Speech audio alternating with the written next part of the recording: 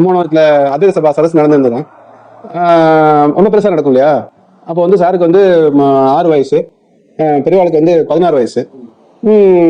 அப்போ வந்து சார் வந்து அந்த சிலம்பராஜா கட்டி கொடுத்தாரு சந்திரமணி கிரகம் அந்த இடத்துல நிலப்படி கன்னட பக்கம் நின்று இருக்காளா, பெரியவா இந்த பக்கம் உட்காந்துருக்கா, பண்டிதெல்லாம் உட்காந்துருக்காங்க.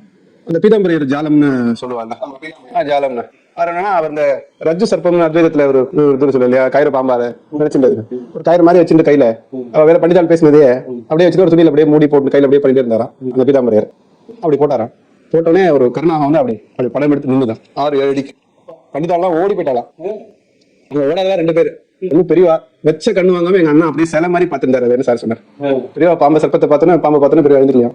அதாவது எங்க அண்ணாக்கு அது நிஜம் இல்ல சத்தியம் இல்ல மாயன்னு அந்த வயசுல எங்க அண்ணாக்கு தெரிஞ்சுது. அது சார் சொல்லிக்கலாம்.